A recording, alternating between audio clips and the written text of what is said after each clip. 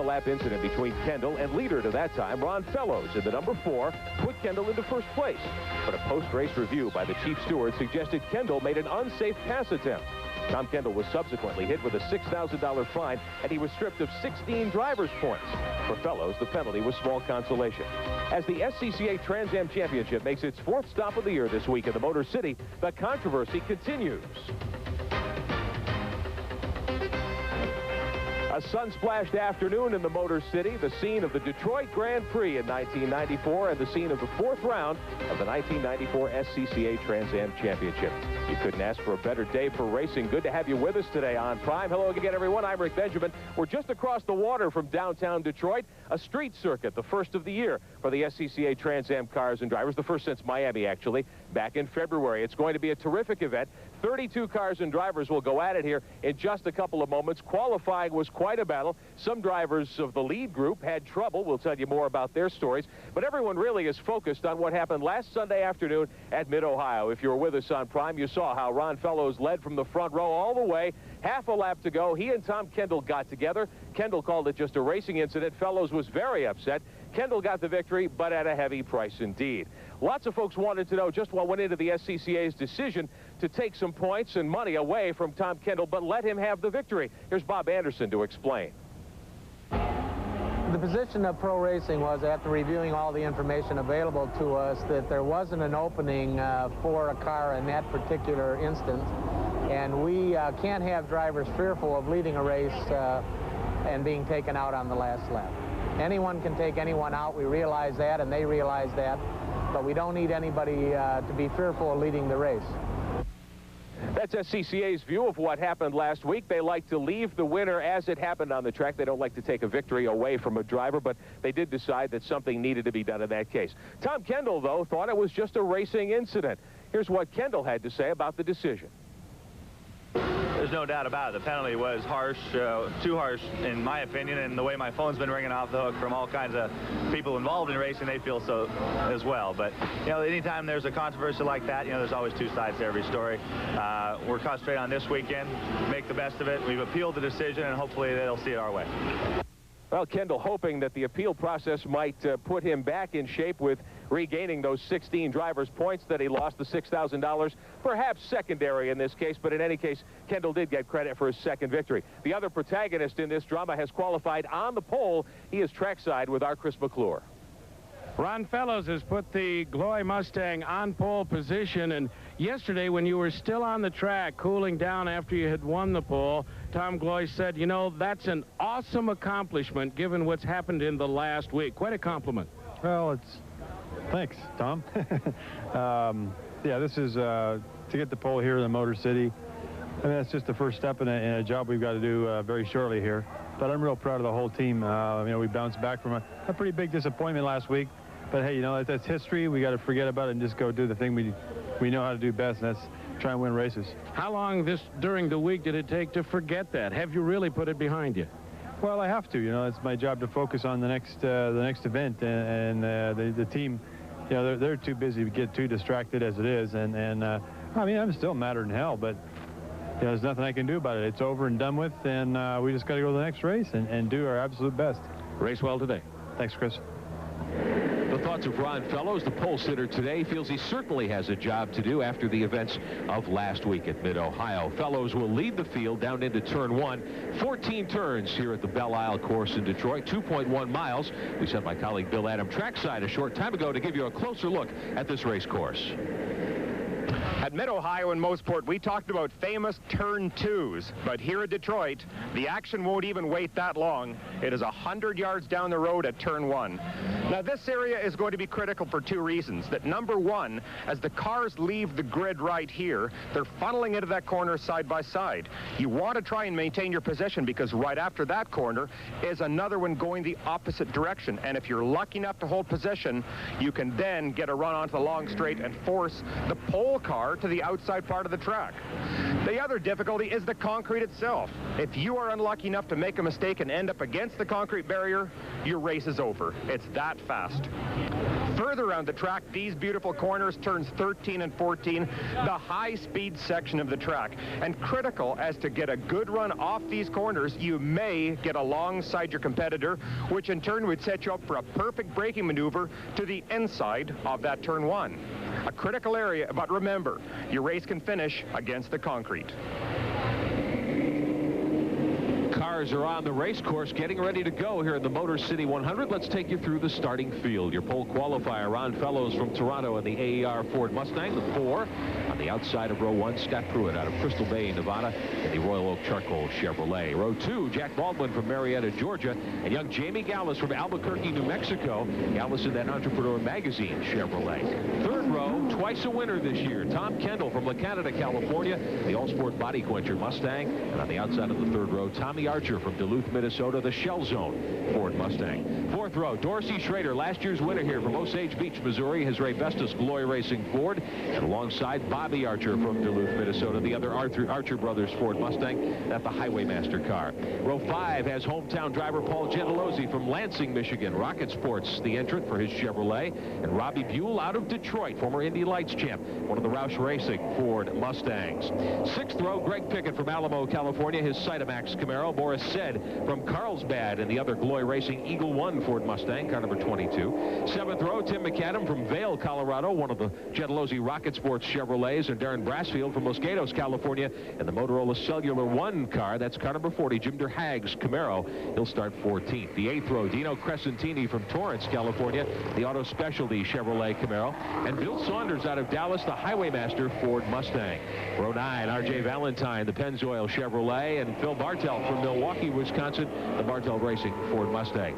10th row, Deborah Gregg out of Atlantic Beach, Florida, back in the series, a Carousel Cars Mustang, that's a Roush automobile, and Rick McCormick from Redding, California, the SunSource Health Products 99, that's a Camaro out of the Rocket Sports stable. The 11th row, Bob Patch, Laverne, California, the Matco Tools Pontiac, the only Pontiac in the series, and alongside him, Bill Gray from Springdale, Arkansas, the Bill Gray Racing Chevrolet.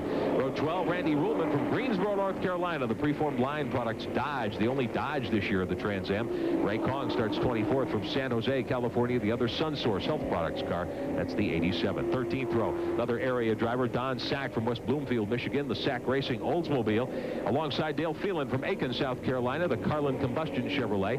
14th row, Mike Berg from Downey, California, Bruce Barkaloo from Columbia, Missouri. Row 15, Mandy Gonzalez from San Juan, Puerto Rico, and Eric Wells out of Danville, California, in car 77. Final row, John Gooding from Altamont Springs, Florida, the Mountain Dew Mustang out of the Roush Stables, and Walter Payton scheduled to start shotgun on the field in car number 34, returning to the series. We'll be back to put the Motor City 100 under green at Belle Isle in Detroit on Prime in just a moment. Belle Isle, the scene of round 4 of the 1994 SCCA Trans Am Championship, brought to you by the creators of Neon. Say hello to Plymouth Neon. Beautiful day for racing, 82 degrees as we get ready to go green here, only 35% humidity. A little bit of wind off the water here at Belle Isle. A thunderstorm, they say, may be a possibility later today, but at the moment, Bill Adam, you have to think that there isn't going to be any sign of any rain at all. And we take a look at the driver's point standings after that 16-point penalty to Tommy Kendall after last week's Mid-Ohio event. Scott Pruitt, the new series point leader with 84 markers. Kendall, Paul Gentilozzi, Ron Fellows, and Dorsey Schrader rounding out the top 5 in driver points here today. Detroit's event, of course, this is the 4th round. Defending winner is Dorsey Schrader. The track record here in this event, 68.8 miles an hour. Tommy Archer 2 years ago. Narrowest margin of victory last year, 0.27 seconds. Schrader over Scott Sharp, and the widest ever margin here, just about 11.7 seconds. Tommy Archer's victory, 1992. Very, very interesting situation here this week. Lots of concern about tires. In fact, one of the drivers starting on the lead row, Scott Pruitt, really had some problems during practice the other day.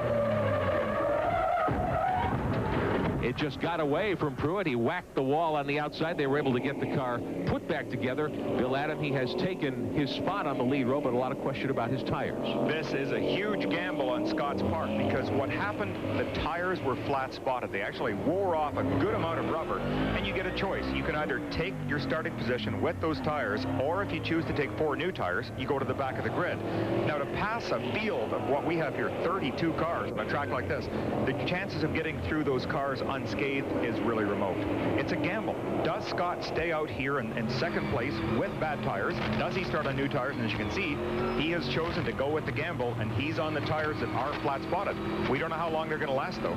Looking through the windshield of Jack Baldwin's Hot Wheels Chevrolet, looking right ahead of him as the field gets ready to come down to green, and it does not look like a start. We were supposed to get the green, but we didn't see the starter put the green flag out that time, so I have a feeling that that was no start. Cars were not lined up properly, we're told, by SCCA timing and scoring, so the field will have to reform. Fellows on the inside going into turn one. The pole sitter, we were talking about the 01 car, Scott Pruitt's automobile, with the tire problems. We were looking at him through Jack Baldwin's windshield.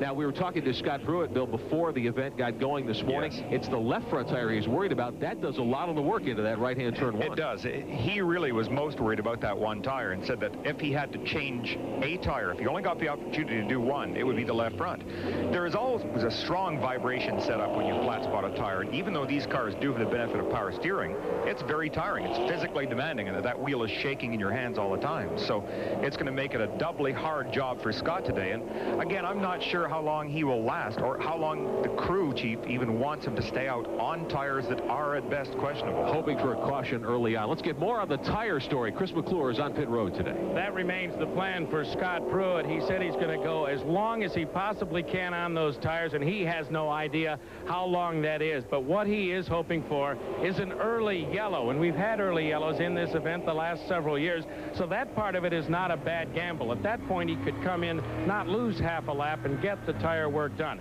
Tommy Kendall may just come in, change tires on the one side, replace two, since it's just as fast to do two, and go out, even if it's green early on, to get the one flat tire off his car.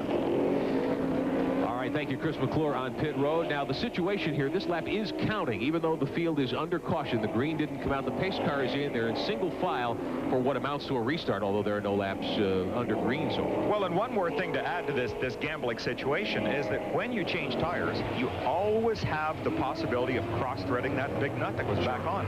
So do you try and change a tire before the race, make sure it goes on perfectly when you're not rushed? Well, here's the gamble. We'll see how it works out for Scott Pruitt. Field approaching the final corner here at Belle Isle. They're lined up 2 by 2 by 2 once again, and will be set to go green in just a few moments. 100 miles, the Motor City 100 for the SCCA Trans Am Tour on Prime. Rick Benjamin, Bill Adam, and Chris McClure with you today. We're glad you're with us, and we're about ready to put the green flag out and go racing here on Belle Isle. Scott Pruitt in the Royal Oak car on the outside of the 4 car of Ron Fellows. The green is out, and they're underway cleanly. And look at Pruitt. Pruitt into turn 1 on the outside, grabs the lead. Oh, boy, sensational start by Scott Pruitt. He took a real gamble, and he will hold the lead as it goes around on the first lap. Now, Scott, again, remember, he is on bad tires. He does not know what this car is going to feel like. He doesn't know how much vibration there will be. And with vibration, then you start wondering and second-guessing yourself, is it just the tire, or is it a mechanical failure that's about to happen? Well, Scott Pruitt so far showing no signs of any trouble with those tires that he was concerned about. He flat-spotted a couple of them. That spin we showed you just a moment ago yesterday in practice. And there's trouble. We've got one car, one of the Archer brothers' cars. Looks like Tommy Archer's car has spun, and everybody has come to a halt. He's going to get going again, too. You can see he has refired. Look, he's desperate. He's trying to force his way out. He's just losing position after position. This is the ultimate frustration right now. And his teammate, Bill Saunders, stuck behind him, too. There's another car on the course. Tommy Archer getting refired. It's very narrow here, as you've undoubtedly seen by now. And the Archer car's finally getting away. Tommy Archer's car having to go into reverse at this point. Well, Ron Fellows trailing Scott Pruitt as we have trouble on the race course. We'll be back with more at Detroit in just a moment. Back at Detroit, that spin we showed you a moment ago resulted in the left front wheel coming off of Bobby Archer's car. Chris McClure. The car is in and has been turned off. Bobby Archer is unstrapping. He's taken the wheel off and he is out. Meantime, Tommy Archer also comes in. They're unbuttoning the hood and about to pull it off, and the snaps were loose. They took a quick peek underneath, and they're just trying to realign that, and are also taking a look at left side tires. There's a little bodywork damage around the tire wells, and one flat tire on the left rear, and they've got it up in the air right now. trying to tape some body work together, fix the tires, and there's problem in the engine compartment as well. But with the hood off, both Archer cars in big trouble. Looks like Bobby's out. Tommy may get back in, but it'll be a while. We also saw the car of John Gooding, that number 16, the Mountain Dew Mustang, out of the Roush shops on pit road with the hood off. Evidently, he was caught in that mix-up, too. Tough way to get going here. Oh, it's so frustrating. John really has had a rough weekend, and he was so intent on doing well here that we spoke earlier to him. In fact, I even spent half an hour with him in his motorhome watching race films. He's a real avid sportsman. He's out of Florida. Family owns a chain of grocery stores in the Florida area from Altamont Springs. Pace car is in. 2 laps are complete. We're going green again. Scott Pruitt is your leader. Ron Fellows is right behind in second. Jack Baldwin is being shown third. That's the blue and white car. Tommy Kendall, who's won twice this year, sits fourth. We take you inside the Hot Wheels Chevrolet of our old friend Jack Baldwin out of Marietta, Georgia. Third spot, looking ahead of that battle for the lead. You see Fellows in the blue car trailing Baldwin's teammate, Scott Pruitt, Royal Oak Chevrolet, who set the pace from the word go here this afternoon. And again, just to reiterate, the tire situation with Pruitt, a question mark. One we'll certainly keep you abreast of. There were questions about Tommy Kendall's tires, too. He had a flat-spotted tire early. Tommy did. Tommy had one of his very rare mistakes, and he barely brushed the wall in his second qualifying lap. And just before he hit, he actually got on the brakes quite hard to try and avoid it. Flat-spotted one of his tires. So he is in the same boat. Something that may benefit both of these drivers is that they are noted as being extremely smooth drivers. They don't abuse the tires, and they tend to save them. Scott Pruitt is really excellent at that, so he might be able to make his tires last a good long time.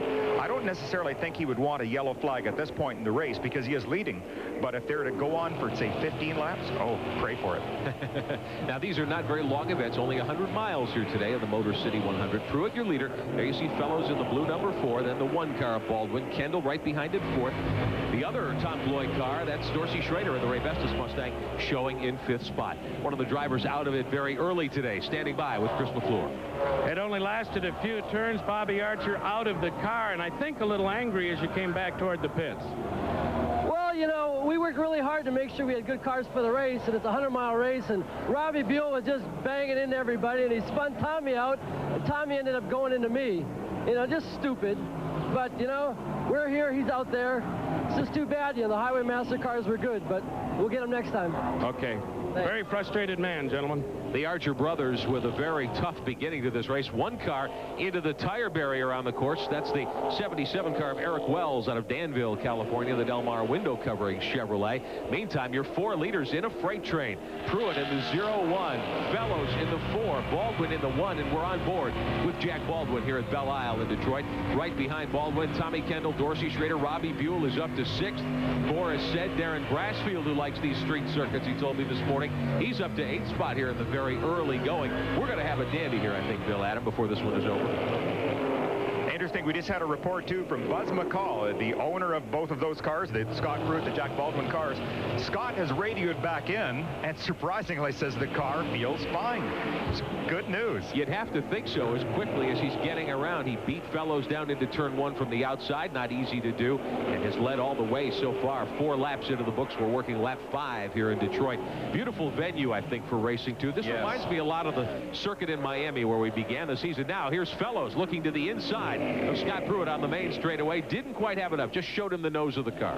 No, and something, too, to be stressed is that because this is taking place in Detroit, this is the backyard of the manufacturer. So if there is a Super Bowl event, it is here in Detroit.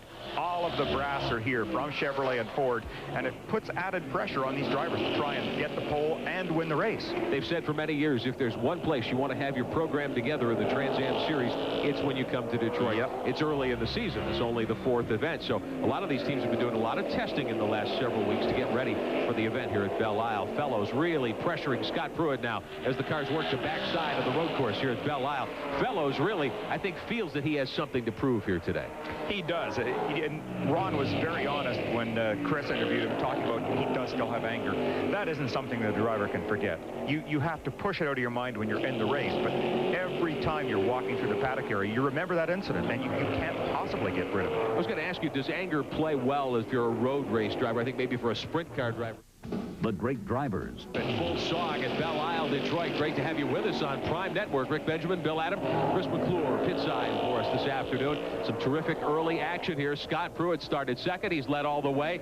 The only Pontiac in the Trans Am Series, the Matco car of Bob Patch, is out of the event, evidently, and we're going to have a little more on that in just a couple of moments. Meantime, we look at the leaders again. Pruitt still being dogged hard by the car of Ron Fellows, Jack Baldwin, Tom Kendall, and Dorsey Schrader. The first 5 have started to pull away. That also was Matco Tools of the Los Angeles Raider toolbox fame. So we have to mention your favorite team. My favorite team. They are pulling away here. These fellas are doing something that I didn't think we'd see. I had fully expected a 10-car train to last quite a while here, just because of the nature of this circuit. But they're all running very, very hard. And look at the champions that we've got in this picture, leading in 3rd, 4th, and 5th place.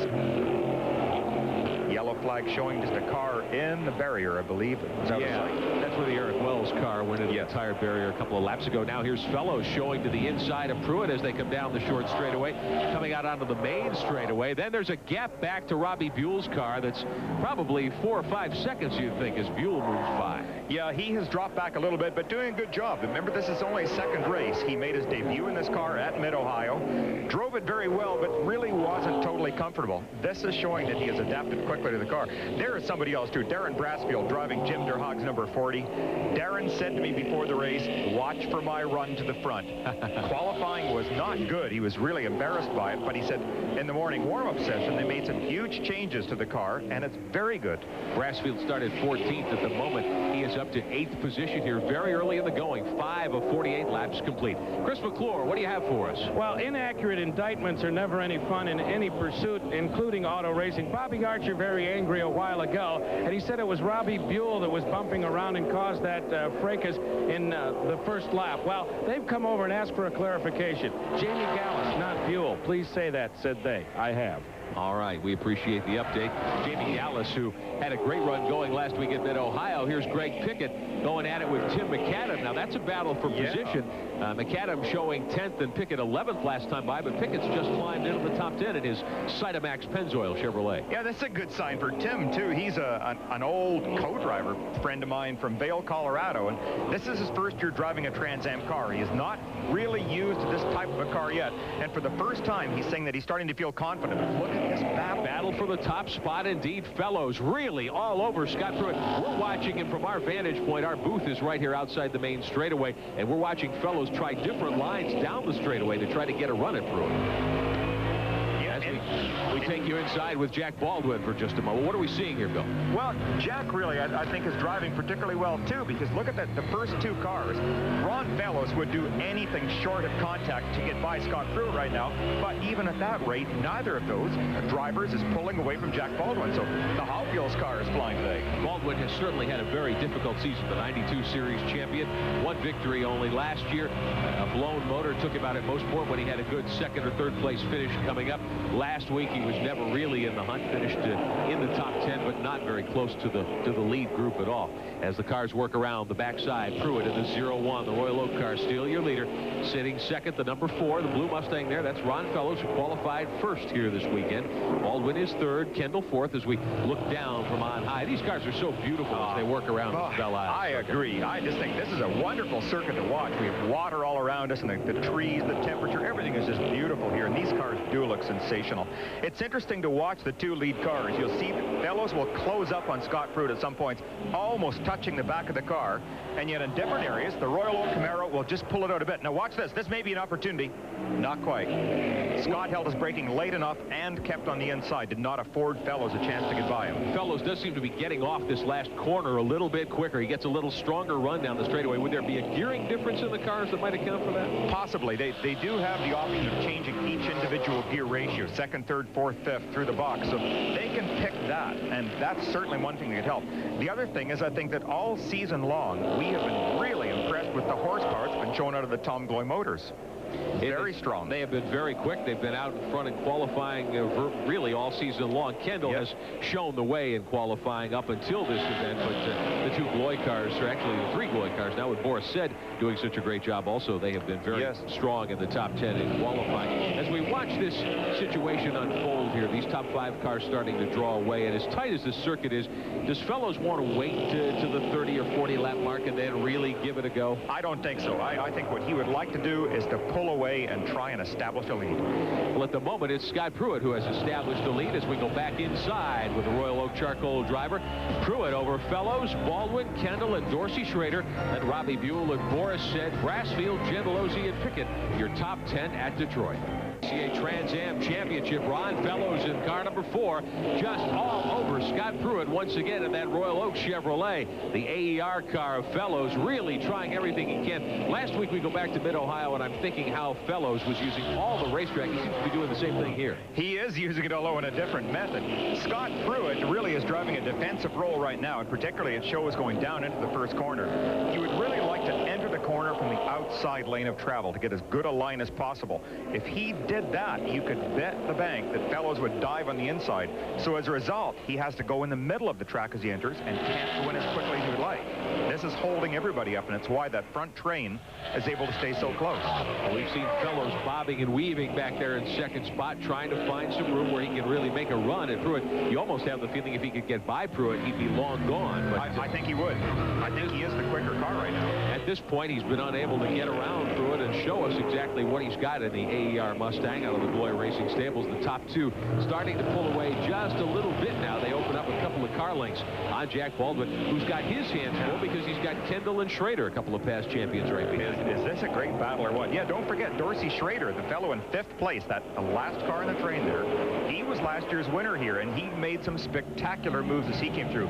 Now, Dorsey, too, he only qualified in 7th place here, was not really pleased with his qualifying time. Their crew made some changes to that Tom Gloy Mustang right there, the Ray Bestis Mustang, and Dorsey was delighted by this morning's warm-up. He was the 2nd fastest car on the track with full tanks.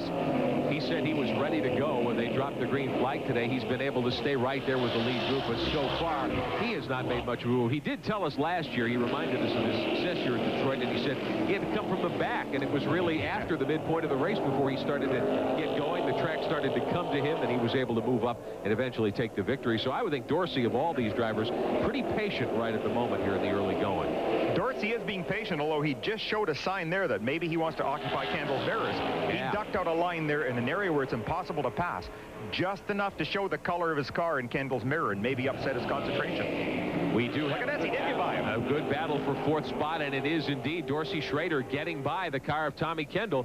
So Dorsey Schrader has moved up one. That's the first pass in the lead group we've had in quite some time. The first pass among those top 5 cars. So Schrader now up to 4th, and we'll see just how quickly he's going to be able to get up to Jack Baldwin as the cars move out onto the back straightaway.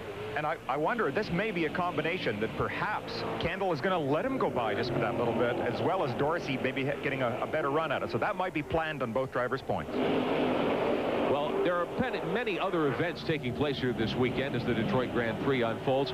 Earlier, one of the things we sent Bill Adam out to take a look at, the new Plymouth Neons and their Celebrity Challenge racing event. Let's see how that event went.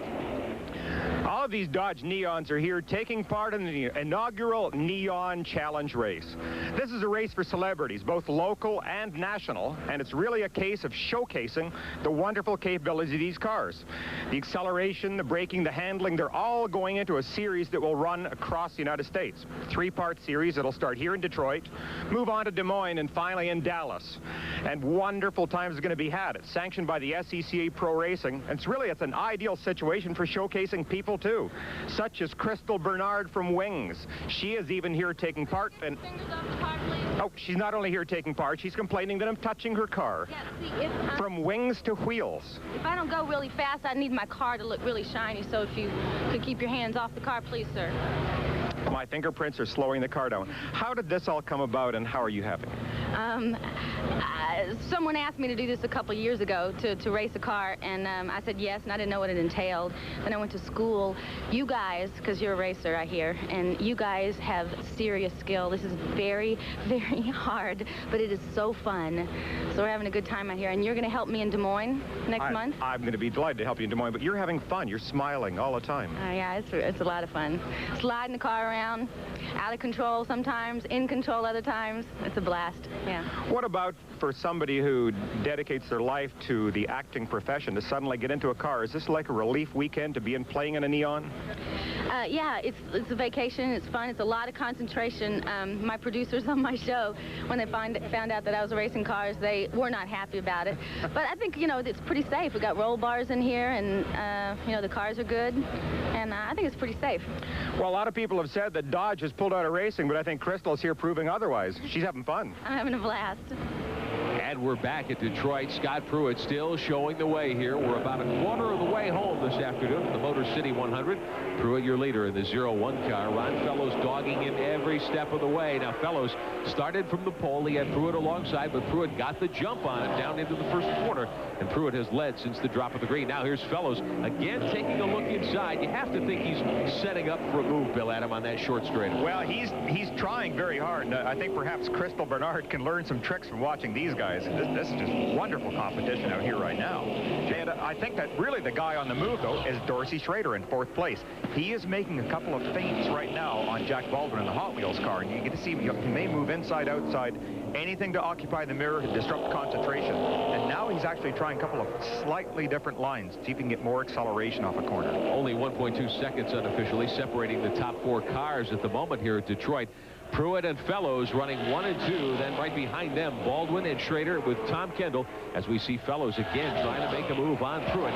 Kendall starting to lose the train just a little bit here. The front 4 maybe starting to put a little distance on the fellow who's won 2 of the first 3 events this year. Well, he may be playing one of his waiting games again, and we saw it kind of bite him at Mossport, where he misjudged the tire wear situation. But I don't think he would do it twice. It might be a combination. Perhaps he's letting his car just run a little cooler. Perhaps he's trying to save his tires. Maybe the vibration is just really bad, and he wants to stay in 5th place until a possible yellow flag to duck in and do a quick tire change. Cars, meantime, your 2 leaders on the backside of the course. Pruitt in the 0-1 car, Fellows in the blue number 4 right behind. That's a Chevrolet Ford battle, and that's really what this Trans Am Championship Series is all about. The manufacturers in a dogfight. Fellows again takes a peek inside, doesn't have room. Pruitt has his hands full. How do you maintain your poise when you're leading in a situation like that, Bill? It's experience. The longer you're in a car, the more self-confidence you develop. When you first go out in a car, you tend to think, well, if this guy can close on me, he must be better, he must be faster, I'd better pull over. And as soon as you lose the concentration, that's exactly what does happen. These are professionals. They're both extremely qualified drivers. The whole group of 5 is all professional. Now the leaders are coming up on some back markers here. We're going to have a situation where Bruce Barkaloo's car, for example, that the leaders are going to have to. That's right. And unfortunately, on this particular circuit, if you do catch up to the back markers at the wrong place, you may have to follow that back marker for 2, 3, 4 corners in a row, and it can really hurt you. Leaders still Pruitt at 1 spin. There's the Tim McAdam car, and it looks like one of the other Chevrolets involved. That's the Dino Crescentini automobile getting involved over the 3rd turn there. So trouble in that part of the race course. Pruitt over Fellows. There's Baldwin and Dorsey Schrader. Barkaloo moving out of the racing group. They'll let the first 5 go by. Kendall goes by. And there are your leaders once again. We're going to show you that spin one more time. They got together. McAdam on the inside of Crescentini, and they back into the barriers. Yeah, I think it looks like they may both be able to rejoin. That was just embarrassment, and they'll say, no, it never happened. Hard racing going into the corner. Certainly the answer there. Scott Pruitt in the 0-1. Fellows in the 4, your 2 leaders. And they've opened up a couple of car lengths now in the battle for a 3rd spot between Jack Baldwin and Dorsey Schrader. Tom Kendall sits 5th. And Boris said, Robbie Buell there in Brassfield. Paul Gentilozzi, top 10 rounded out by Greg Pickett. The Motor City 100. We're about a 1/3 of the way home at Belle Isle, Detroit. Back on Prime in a moment. For the 1994 SCCA Trans Am Championship on Prime, your 2 leaders, Pruitt in the 0-1, Fellows in the 4. A couple of other excellent battles going on as the leaders lap by some of the slower cars. Great race for 3rd spot as we watch the 2 leaders work through the S's. Here's Baldwin, his hands full with Dorsey Schrader and Tom Kendall. Those are 3, 4, and 5 on the racetrack. Then there's a good interval back. Crescentini, a lap car who spun. He's in the flow right at that point. A lot of racetrack back behind him, but there's your 6th place runner. How about a call for Boris Said in the Eagle 1 car? He started 12th. He's up to 6th. Boris is really flying right now in another one of the Tom Gloy cars. They're making good use out of their Ford engines. These are Mike Lozano built motors, tons of horsepower, tons of torque. Perfect, ideal setup for a track like this. So Boris is rapidly catching up. What I've also noticed too in the leading group, it appears that the Chevys, that's including the leading car of Scott Pruitt and Jack Baldwin's Camaro, both are starting to get just a little bit loose. The back end is starting to slide more on those cars. It looks as though the two cars that we're most concerned about tire wear, the car of Pruitt and the car of Kendall, neither of them seem to be having any problems at the moment as we watch Boris Said in 6th. He knocked off Robbie Buell for that spot a short time ago. We watch some of the traffic move by. Boris Said working his way through the back part of the racetrack. We take you inside the car of the leader. This is Scott Pruitt's Royal Oak Charcoal. You're on board, blowing by one of the local runners, Don Sack from Bloomfield, Michigan, and his Oldsmobile Cup. It's the only Olds in the field today. Sack very loose into that corner. You see what happens when you go just a little bit offline. You're into the marbles and into the dusty area, so the traction decreases very quickly. Two leaders starting to move away once again. Some of that lap traffic entering into the mix, and right now it's shaping up to be a Pruitt and Fellows battle. We're in lap 17, working lap 18 now of 48 today, so we're more than a third of the way into the event here at Belle Isle, Detroit, as Scott Pruitt continues to be your leader. Pruitt over Fellows. And, you know, there's a perfect example there of just what happens when you lap a car at the wrong time. Just watching out the back here, Jack Baldwin's car, and watch the acceleration. As we take a look at your top 5, Scott Pruitt is your leader in Detroit. We'll be back with more in a moment. Roberto Duran, the legend. They say he's enduring. They say he has hands of stone. His opponent, Vinny Pazienza, the comeback kid. His return to the ring from near death has defied the odds. Now, two of boxing's toughest warriors meet face to face, mano a mano. Live from the MGM Grand, June 25th, Duran versus Pazienza, live on pay-per-view. The greatest discounts in town, the finest carpets around. Lancaster Flooring, where the greatest discounts are found. We make your home look brand new with the finest flooring and carpets too. It's great to know you've got the best, the greatest discounts, better than all the rest. Don't waste your time driving around town. Lancaster Flooring, where the greatest discounts are found.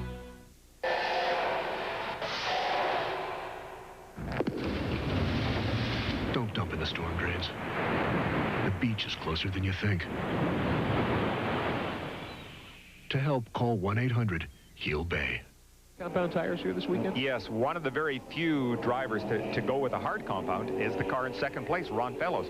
Here's just a quick replay of what happened here to Rick McCormick. Whoa. Already sideways, under contact. He and Bruce Barkaloo got together. Barkaloo was able to stay straight, but McCormick spun going into the corner, and he had some body damage to the back end of the car. We go back inside Scott Pruitt's automobile, getting a look at Pruitt at work, former IndyCar driver, testing IndyCar tires for Firestone this year. He'll be back in IndyCar next year, but the past Trans Am champion doing a great job here at Detroit. Chris McClure working pit road for us today. Well, tires and brakes, a big part of the story, always in Detroit Trans Am racing at this event, Belle Isle and back downtown. The tire story is interesting up front because it's Camaro versus Ford in terms of the combination. Now, Fellows is on medium hard, 430s in the front, 600 in the back. Relatively conservative, but they won the pole with it. Boris Said's on the same combination. So is Dorsey Schrader. And if very soft compounds by comparison on the Chevrolet Camaros of Pruitt and Jack Baldwin. 240 on the right front, 430 the rest of the way around. If Jack Baldwin is getting loose,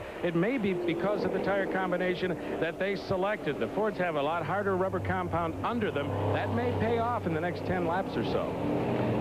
Tires are always an interesting story, especially here at Detroit, since this is a street circuit.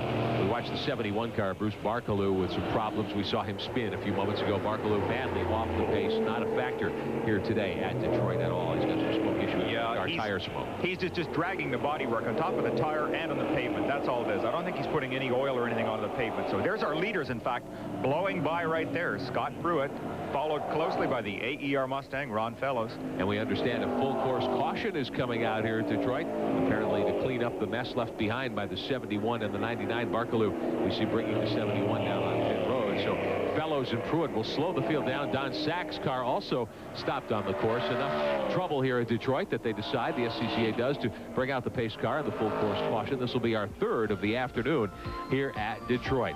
Your leader continues to be Scott Pruitt. He's led all the way. We're not quite to halfway yet. Ron Fellows, Jack Baldwin, Tommy Kendall, Dorsey Schrader. Boris Said leads the second 5 in Detroit. Back with more in a moment. Sport Mart has the low price. Low price? The low price on everything you're looking for. Like the new Speedo water-resistant Surf Runner radio. Includes earphones. It's the world's smallest FM radio. Sport Mart is your Speedo headquarters for all your swimming and aqua fitness needs. Sport Mart has the low price on Speedo so often that will confidently give you double the difference back if you find it for less anywhere else. For the last word on the low price, it's Sport Mart. You'll find what you're looking for at Sport Mart. Knock, knock. Who's there? Orange? Orange who? Orange you glad Southwest Airlines now flies out of Orange County. With new service from Orange County, Southwest Airlines now flies out of 4 convenient LA area airports. No joke. Frequent flyers on most airlines are thousands of miles from a free trip. But on Southwest Airlines, our company club frequent flyer members are only 8 short round trips away. Southwest Airlines Company Club, the shortest route to free trips. Now at Pep Boys, lifetime warranty air conditioning compressors as low as $59.94. Come to Pep Boys and drive away happy. Now at Pep Boys, $5 rebate on Gabriel Pro Rider shocks. Struts, $10 rebate. Come to Pep Boys and drive away happy. Now at Pep Boys, air conditioning system check for only $19.99. Come to Pep Boys and drive away happy.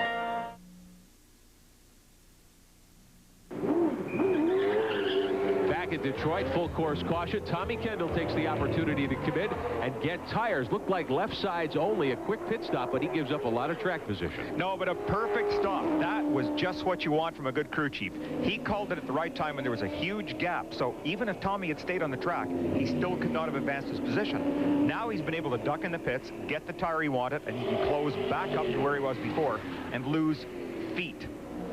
We saw him change the left rear. It'd be interesting to see if we can determine if that was the only tire he changed. I thought they might have gone for a left front as well.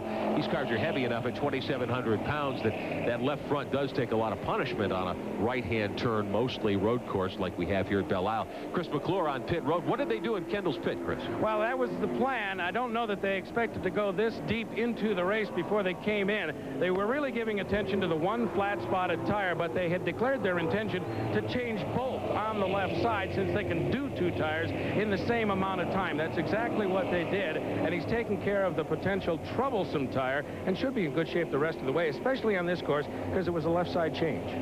Well, Kendall on the lead lap when he went into the pits. He was being shown in 5th spot, but coming out under caution. He's going to have a lot of traffic to work through. We're checking our scoring monitors here in the booth. I would suspect he'll line up something around 17th, 18th, 19th spot when we get ready to go green here in a moment in Detroit. So Kendall's got a lot of slower traffic now he's going to have to deal with.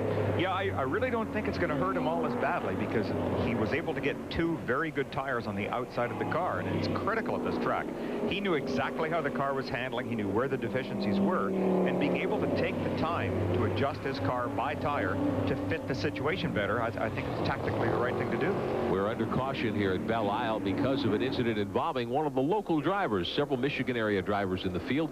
This is Donald Sack in car number 10. His Oldsmobile. We saw Sack spin earlier. He's the owner of a construction company, has an office in Detroit. He missed the season opener in Miami because his company was busy fixing earthquake damage out in Northridge, California. Well, Scott Pruitt has led all the way. Tires were a question for him. We've tracked down his team owner, Buzz McCall. He's with Chris McClure.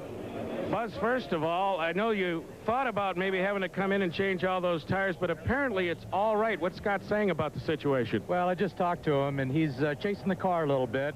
As you know, we had a little tire problem as a result of qualifying. But right now, he's going to stick it out. He says Ron's all over him. But, you know, I did let him know that Tommy came in and changed tires. But at this point, he's going to stay with it. Well, it's tough to come in for tires when you're on the point, isn't it? You betcha. Thanks. Buzz McCall, the owner of the AER racing team. He's got the first and third place cars in the show at the moment, the 0-1 and the 1, couple of past champions. I guess if you were looking for a dominant team in this form of the sport, you couldn't do much better than to look at the AER equipe. No, they have just set records that everyone envies in 3 straight championship years. We talk a lot about these Trans Am Tour drivers. Many of them are drivers who enter their own cars, who are sportsmen, aren't full-time racers. Here's a guy who we look at with a lot lot of admiration. R.J. Valentine out of Hingham, Massachusetts, the driver of car number 7. R.J. has had some problems, to be fair, over the years, and especially this season. He's spun many times. He's learning how to race. He is up to 11th spot. He started very deep in the field, 17th today. He's gained 6 positions. Well, and Dick always brings up a perfect car that we have complimented him over and over again. The Pennzoil car is brought to the track just flawless for every event. His crew does a really great job, and so does he. He obviously knows the value of good marketing and advertising exposure, and this is just a spectacular looking car. It is out of the Greg Pickett Racing stables, and R.J. Valentine perhaps in line for a top 10. I believe that would be his career best. We'll get the record book out and take a look and see how Valentine does here as we work through the rest of the event. Saw Paul Gentilozzi go by right in front of him. Gentilozzi being shown 7th. I suspect it's maybe a little different from that on the actual running order. Now, he's got some body damage. He picked up some left front damage early on here. Yeah, he obviously tried to eat something with that part of the car, and it just has broken the section of air dam right off. That hurts the car pretty substantially here at this track, too, because there's enough high-speed corners that'll lift the car. Well, Gentilozzi, one of the drivers, trying to find some answers here. We're almost to halfway in Detroit. 4th round of the SCCA Trans Am Championship this afternoon. Scott Pruitt, your leader, over Fellows, Baldwin, and Schrader. We'll be back. Road and Track says the latest and best Mustang hits the ground running. Auto Week says the all-new interior is nothing short of a design triumph. Motor Trend says its first-class styling, dynamics, and performance make it the most significant new American car this year. The all-new Ford Mustang. It is what it was, and more. We're not sure why you love your car. Perhaps for its looks, the way it performs,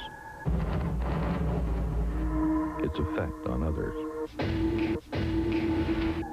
At Eagle One, we know how you feel. Eagle One Car Care products for people who love their cars as much as we do. If you're into racing, get On Track. On Track magazine is the World Auto Racing magazine of record, covering the racing from Australia to Daytona, from Monte Carlo to Indy, from Charlotte to Laguna Seca. You'll find it all in the pages of On Track, and you can subscribe right now and save 45% off the newsstand price. Just call 1-800-228-0787. Do it now.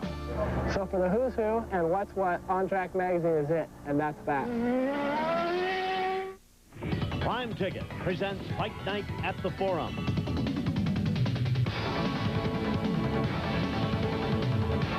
Join us ringside for all the blow-by-blow action Monday night at 8, only on Prime Ticket.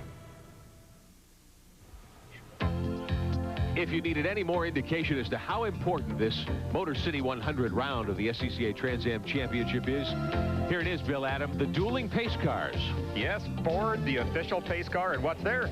That looks like a Camaro. C28 Camaro, yeah. We were noticing earlier, Cadillac supplies the official safety car. They moved the car. We can't see it right now, but in any case, the cars are on the course. We're looking at Paul Gentilozzi's car with that left front body damage. Boy, well, he doesn't really care. Paul is a driver that just likes to get his foot in. Look, he's pulling alongside here. Just saying something to Greg Pickett. Maybe like, get out of my way. Paul Gentilozzi, another driver from Michigan, from Lansing up the road a few miles, and he wants to show well. He's off to Le Mans this week. Yes. He's got to drive in a Nissan next week at the 24 hours. Boy, he's a sick puppy. Anybody that wants to spend 24 hours racing at Le Mans, that is not fun, Paul. Gee, tell us how you really feel. Don't mince words next time, Adam. Well, commercial real estate guy, he likes hockey and racquetball and boating and dancing on tables and all kinds of things. Paul's a fun person. Still under caution removing the Don Sack automobile from the course, but we're understanding that the Camaro pace car is due in next time around. This time around, actually, we should be ready to go green. We're just short of halfway. We're working on lap 24 right now here at Belle Isle. The Motor City 100 today, part of the Detroit Grand Prix weekend at this beautiful racetrack. It's really turned into a wonderful day for racing. This morning, pretty overcast, but just before we went green this afternoon, all the clouds melted away. And in fact, it was just about the time that you walked out that the skies cleared. Well, I ordered it that way. I'm glad you did. Well, one thing that these pace laps will do is to help the cars with the softer tires. That is Scott Pruitt and Jack Baldwin. Kendall in the 11 car stopping to change a couple of tires. He is on the track but behind some slower traffic now. He's got to rejoin the field. Lights are out on the pace car. Scott Pruitt will lead them down the short straightaway in front of pit road around the final turn, coming back up to speed. The green is back out. We're just at halfway. Pruitt is your leader. Fellows in the AER, the blue Mustang, right behind him in second. Jack Baldwin sits in third in the Hot Wheels Chevrolet. Right behind Baldwin, Dorsey Schrader. Boris Said has moved up to fifth now. What with Kendall stopping for the tires, Kendall being shown back in 10th spot now on the restart. Now, look at the difference right here, Rick, between the lead car and Ron Fellows' car right there. Now, remember, the lead car has the softer tires. Fellows has gone with harder rubber. Look what softer tires do. They give Scott Pruitt immediate bite, and now Jack Baldwin is really challenging seriously to pass him. I think he will. Fellows needed to get those tires up to temperature just a little quicker than he's evidently done. He's clinging to second with Baldwin looking underneath him. Fellows' car is really loose right now. He has got very little traction with those cold, harder compound tires, and Baldwin is going to be right challenging it under a braking area. So watch when they come out of these final corners. There's a spin, but I don't think that's going to interfere with anything. He's going to rejoin. He's backing up. It's the 87 car of Ray Kong. That's the other SunSource Camaro out of the Rocket Sports stable. Meantime, we take you back. The battle for second spot. We're looking out of Jack Baldwin's windshield there ahead to the Ron Fellows automobile. There's the fourth spot. Dorsey Schrader right behind him. Boris Said moving up into fifth. Kendall trying to make some progress, but being shown back in 10th spot after that tire stop in the early stages of the caution as we look back at positions 2 through 5. What an impressive job by Scott Pruitt again. He is using that car really to its maximum potential. Much as we saw at Mosport, he was brilliant up there, used everything the car had. And here, he has pulled away to about a 3-second lead just in the space of 1 lap. As we take a look back in the field, Fellows in second spot. Now he started to stretch it back out over Baldwin. There's Schrader in fourth, your fifth place driver. Boris Said in car number 22. Another one of the Americans going over to Le Mans. Gentilozzi now on the racetrack heading down pit road. So Gentilozzi, with that body damage, decides he needs to make a pit stop. The pit's a very popular place here all of a sudden. See him lock up that left front wheel. Just got on top of part of his own fiberglass bodywork and skidded to a stop. Gentilozzi's crew looking at the situation. The crew starting to lean on the car. Evidently, they want to jack it up on the left side. See if we can get Chris McClure down there to take a look at the situation and tell us what's going on. Right front tire. And we're going to watch Gentilozzi come down with that tire down, and you called it, Bill Adam. Yep, just skidding right to a stop. And the problem, they had to lift the car. When the right front tire went flat, the car got lower than the jacking point. They couldn't get the jack underneath them. Pruitt, meantime, has capitalized on all of this trouble for many other drivers of the field. He's started to check out. Biggest lead of the afternoon so far, about 12 car lengths for Scott Pruitt as we look back under the Marlboro Bridge. And look at who's challenging now. Tommy Kendall is making a run back up. Kendall has moved up to 8th spot. Greg Pickett is 7th, directly in front of him. Kendall, with that new rubber, ought to be in great shape for the second half of this event. As we look down the straightaway, here he comes to the inside of Pickett, but the door is shut. Yeah, I think Tom is in a good stead for the second half because he now does not have to play a waiting game or a conservation game. If he wants to get sideways and use up a lot of car, he can do it. Just thrash the car. Go for it. Well, your drivers there battling it out for 6th and 7th and 8th spot. Greg Pickett right there in the yellow automobile. He is 7th in that Chevrolet. Here's young Tom Kendall, winner of 2 of the first 3 events, Miami and last week at Mid-Ohio, sitting back in 8th after that tire stop. Good battle for 7th indeed. Greg Pickett, former series champion, has always enjoyed coming here to Detroit, but hasn't had many great finishes. Kendall now to the inside, into the corner. Pickett able to slide across and slam the door. You have to figure Kendall needs to get by here pretty quickly. Pit road being covered for us today by Chris McClure as we watch Kendall make a move. Chris, what's going on? Well, you see the finger right there. The crewman has spent about 3 minutes since Gentilozzi left trying to figure out what was wrong. A near-perfect tire except that little pinhole. That's what took it down and brought him in. Otherwise, that's a perfect Goodyear. Well, it just needed a flat fixed, I guess. Send him out to Sparky's Flats Fixed, and he's in business. Didn't need to, of course, you can't fix a racing tire the way you used to fix street tires, but it was a nice idea anyway. Kendall has now gotten by Greg Pickett, and he has started to put some distance on. Directly ahead, the car of Robbie Buell, car number 14 in 6th. So Kendall being shown up at 7th, and here he is to the inside of Buell. Same place again. He just gets a real good shot off that corner, dives down the inside, and Robbie Buell is maybe perhaps one of the better corporate personnel, and that he sees the boss coming and he's going to move over for him. Well, Kendall has made the pass. He has come back up now into 6th position unofficially. Still Pruitt over Fellows and Baldwin, Schrader and Said, then Kendall and Buell, Pickett, Gallus, Darren Brassfield sitting in 10th spot. We'll be back in Detroit in a moment. Most golfers try to stay out of the rough, but in truck golf, The rough! Yes! there's no rough enough. Excellent! But don't venture out onto the course without one of these. A 1994 Ford Ranger 4x4. Sweet! Complete with push-button four-wheel drive, a wide, powerful stance, and a whopping 4-liter V6. Get a Ford Ranger 4x4 and get into the swing of truck golf. But remember, always replace your divots. TV shows you what happens in racing every weekend. But where can you go for really authoritative behind-the-scenes information? There's only one source, Racer Magazine. Every month, Racer brings you the art, the science, and the people who make racing the world's most exciting and colorful sport. And we do it like no other magazine, with the best writers, complete racing TV schedules, and stunning full-color photography. There's only one Racer. And if you order now, you can get 12 issues of Racer for only $23.97. That's $6 off our basic subscription rate. Call 800-403-4999 now. And with your paid order, you'll also receive this quality Racer T-shirt at no extra charge. That's just $2 per issue for America's best-looking and most informative racing magazine. Now is the time to subscribe to Racer. It's just a phone call away, and your satisfaction is guaranteed.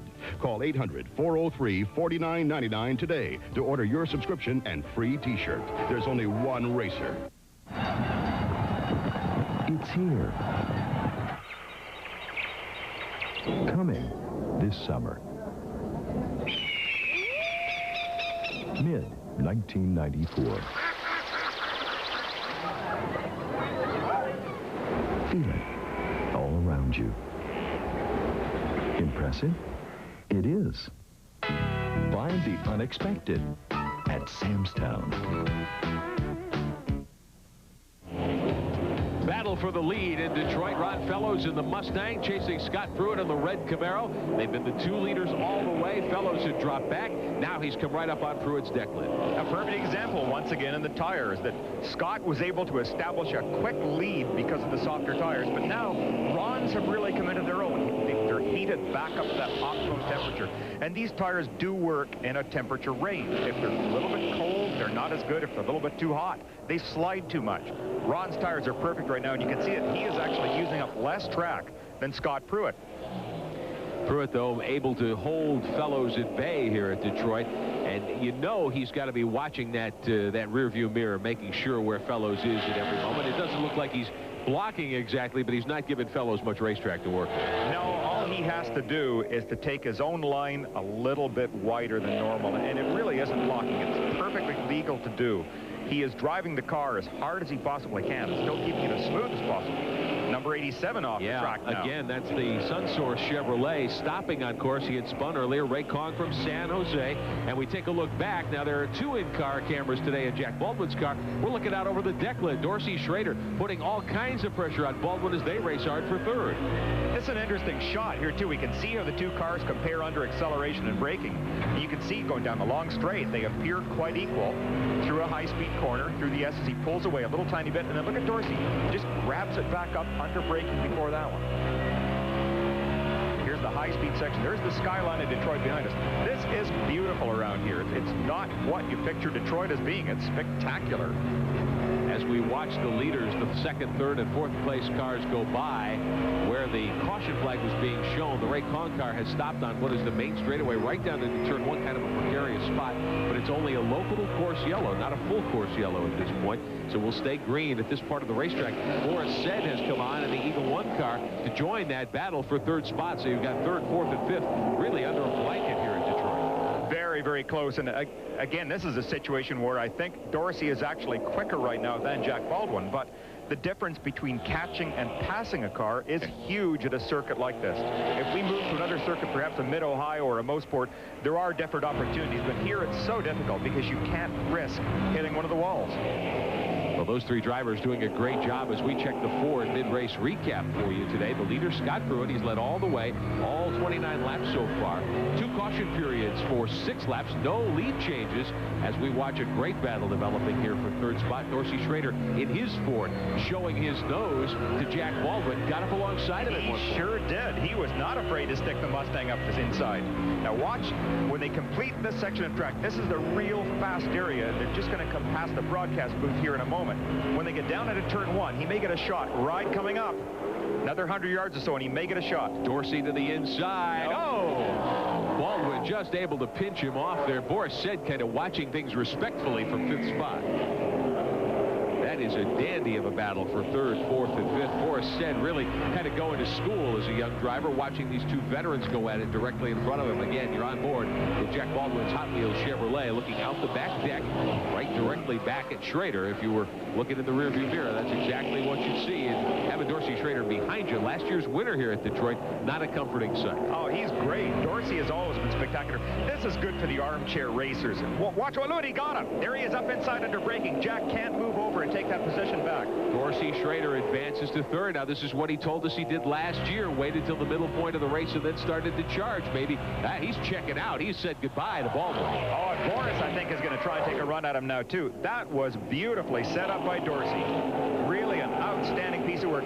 Used the strength of the Mustang to try and get by Baldwin under braking. That's obviously where he's been strong. Jack's car appears that it's using up its tires a lot. The car is really wiggling around a lot, getting very loose as he enters corners. Again, if you have to stop for tires in such a short event, a 100-mile race, very difficult to come back. Kendall has done it, but he did it under a long caution period. Now we're green, so Baldwin certainly doesn't want to stop to try to take on tires. Jack Baldwin sliding back to 4th spot now. Your lead battle, really a hot one as well. Pruitt in the 0-1 car. He's led all the way. Fellows right behind the blue Mustang, the AAR car. Car number 4 in 2nd spot, and Fellows again able to get up alongside the back bumper of Pruitt's car, but that's as far as he can go. Fellows definitely looks like the faster car at this point. He is using up all of it, and right there. That was the first time I've seen Fellows slip a little bit. You saw the back of the car dart under braking. But he is using up all of the track and is carrying more speed out of corners. His tires are simply in better shape than Scott Pruitt's are, but Scott is maintaining a very smooth position. There's contact, too. He just hit the back of Pruitt's car. Just a little bit of incidental contact, I'm sure. Fellows right behind Pruitt. Pruitt, a former winner in Detroit back in '87, one of his championship seasons. Not at this circuit, though. They used to race the Grand Prix of Detroit through downtown Detroit, through the inner city streets, if you will. Here we're on Belle Isle, a recreational area across the water from downtown Detroit. But in any case, Pruitt, a former winner of this event, the Motor City 100 weekend, part of the Detroit Grand Prix here this weekend at Belle Isle. Pruitt and Fellows running 1 and 2. I'm just going to say Belle Isle, without question, is the prettiest circuit I've ever been to. This is beautiful. And you've been all over the world doing this, so that's saying something. Meantime, we take you in car. This is Scott Pruitt looking at him working the wheel. You see him there, perfect 10 and 2 o'clock position. And watch how smooth he is right here. Scott appears so relaxed. You would never guess that there's a car sitting 2 inches off his rear bumper. Look, his hand movements are very quiet. There's no violent corrections to the steering wheel. See how close the gear shift is to the wheel also. When he has to make a shift, his hand just barely leaves the wheel. There, grabs the next gear. Now he's up into 5th gear. No, actually, sorry, that's 3rd gear right there. There's 4th. Just going through the corner here. Now he's all the way down to 2nd gear. This is a very tight corner. And you can hear the whine of the gearbox when he accelerates. Scott Pruitt leading the show here in Detroit as we work lap 33, almost 2/3 of the way home. Ron Fellows sits 2nd. Then Dorsey Schrader, Boris said, Tommy Kendall is up to 5th spot here at Belle Isle, the Motor City 100. This is round 4 of the 1994 SCCA Trans Am Championship, being brought to you by the all-new Ford Mustang. It is what it was, and more. Weekend, the Motor City 100 for the SCCA Trans Am Tour Cars and Stars. Rick Benjamin with Bill Adam. Chris McClure pitside for us today, and it's great to have you with us on Prime Network. We show you a little look at the hands of Scott Pruitt, who's leading the show. He's been out front all the way. Ron Fellows dogging him virtually every step of the way. Pruitt opened up a few car lengths at one point, but after that last caution, Fellows has come right back up on the back bumper of the Royal Oak Charcoal Camaro. It's so impressive that Scott continues to drive so smoothly and just totally unflustered. It's it's like a defensive back in football. Like when you nail a receiver going down the field, the next time he starts to hear footsteps. Well, here, Scott's mirror is constantly filled by that blue Ford. The Mustang is just sitting there waiting to pounce. The pressure is enormous, and the opportunity to make a mistake increases every lap. You always see that car there. And sometimes can disillusion drivers because you get frustrated and you can't pull away. The same thing might work for Ron Fellows. He may get frustrated that he's not getting past. So.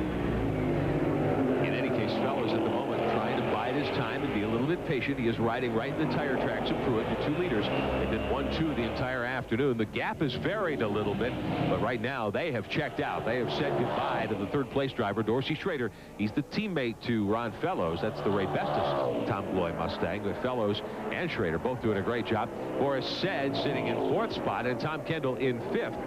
Now those are 2 different teams, but they are Ford Mustangs. Boris Said also out of the Gloy Racing shops. Kendall, the lead driver for the Jack Roush team. 2 victories so far this year for Kendall, although his Mid-Ohio victory a little bit tainted. He was fined $6,000, lost 16 points in the Drivers' Championship, and that cost him the point lead. Pruitt, your current leader here today, is the point leader as well with the 1994 SCCA Trans Am crown. Boris Said doing a great job holding Kendall back. Kendall, you have to figure, would like to dispense with Boris Said and get up into the hunt here and try to make a run at it as we work on 14 laps to go. He sure would, and I think this is another indication of Kendall as the faster of the 2 cars right now. He has fresher tires. Once again, I'm so impressed with Mike Lozano's motors and the Tom Gloy Mustangs and Boris's and Dorsey's and Ron Fellows. These are strong engines, and the Roush name has been almost magical over the years as far as making Ford horsepower. The Lozano brothers shop, they went back to work where they saw how much power the Roush team had, I think, this year. Mike, an old friend from San Antonio, where their engine shop is located. As we watch Baldwin, Jack Baldwin in car number 1, and Greg Pickett in car number 6. Couple of old combatants. Baldwin has slipped back to 7. Yes. Said, Kendall, and then Robbie Buell getting by. Buell is back up to 6th position. Then Baldwin and Pickett. Jimmy Gallus, who was up in the top 5 earlier, he's back down to 9th with Darren Brasfield. We take a look out the back of the Hot Wheels Chevrolet. Greg Pickett drawing up alongside. It's going to be a battle as Pickett moves up from 8th to try to get 7th, and he's got it. So Jack Baldwin has evidently run into some problems. He is off the pace. Yeah, he really has, and I don't know exactly what it is. The car didn't show anything strange coming off the corner there. Something, Jack ran into a dreadful spate of bad luck a couple of years ago. Maybe it was last year, actually, with power steering units going bad on him. And if this ever happened here, well, it almost looks as though perhaps Baldwin's engine has started to go sour. Chris McClure is in the Buzz McCall team pits. And with Buzz McCall, you still have the point, but Jack's fading. Is there a big problem here? Yeah, Jack said he ran his tires pretty hard at first. We went a little conservative, or excuse me, a little more aggressive. We went with a pretty soft setup, and I think he overdid it here on this beautiful day in Detroit. It's a little warm, as you know. Okay, so the tires, thanks, Buzz. The tires backing Jack up a little bit. Is this a portent of things to come, gentlemen? Because it's the same combination on the front. Well, it's certainly, if that is the case, I would think that Pruitt would start to show signs of it shortly, as hard as Fellows has pushed him all after. You can't push any harder, and that's right. Pruitt's car does have the same tire compound on, and in theory, they shouldn't have been as good as Baldwin's because he started the flat spotted tires. Maybe that much more impressive for Scott Pruitt. Scott Pruitt turning in a great drive from second qualifying spot to the outside. He jumped into the lead early. Fellows, the driver who had those that misfortune last week at Mid-Ohio, as we showed you, led 44.5 laps last week. Tommy Kendall and he got together on a turn about halfway from home.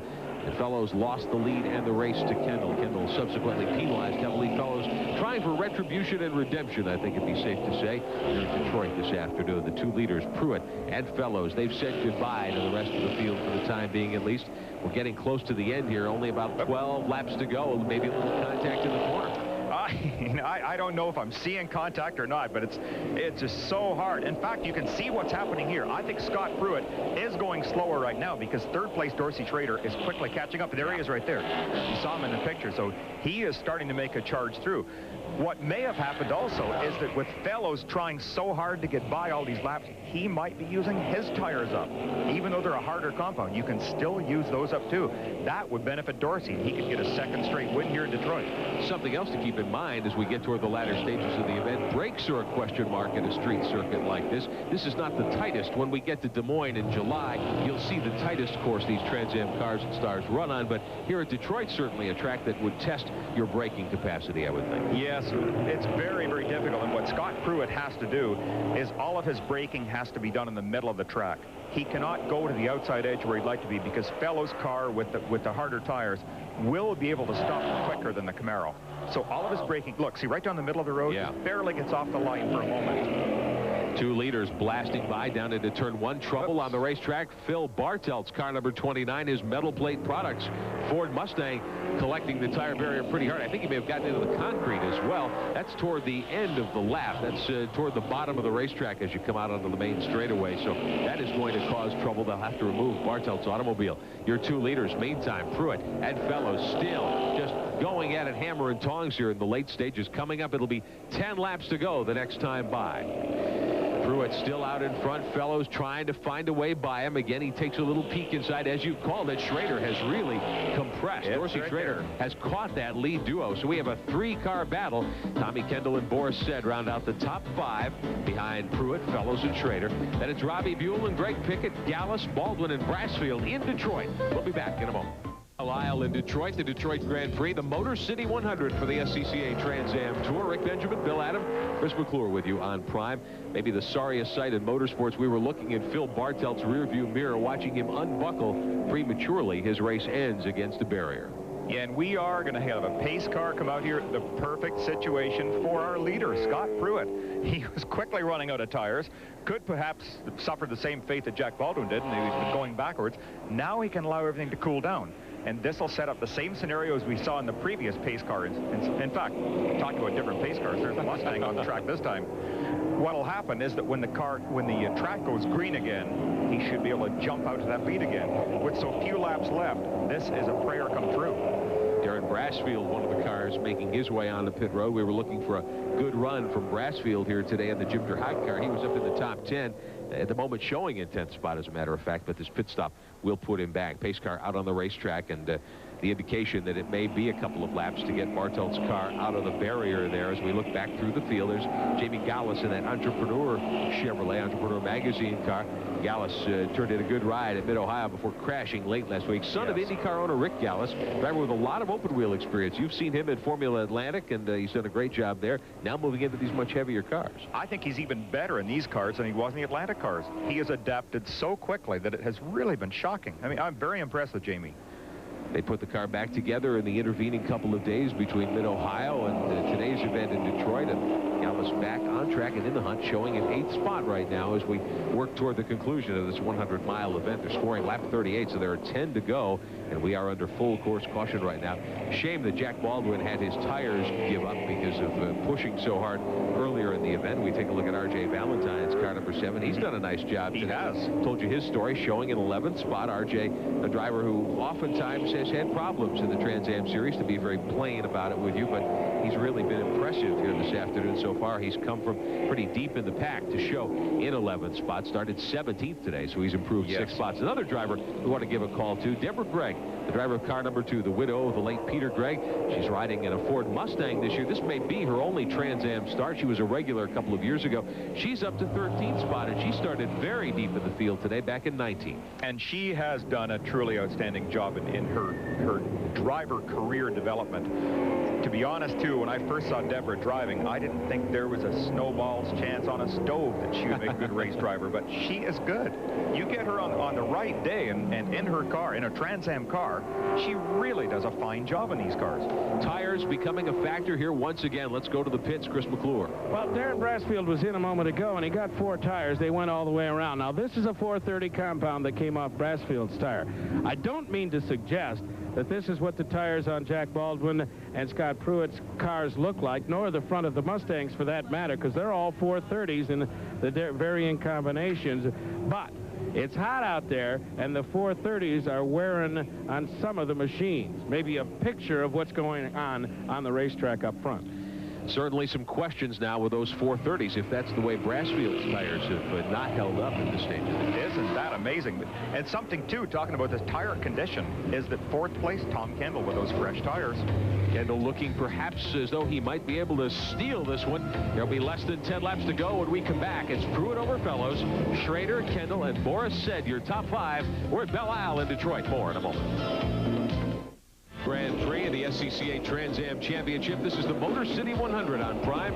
Good to have you with us today. Field snaking the cars back and forth to reheat the tires.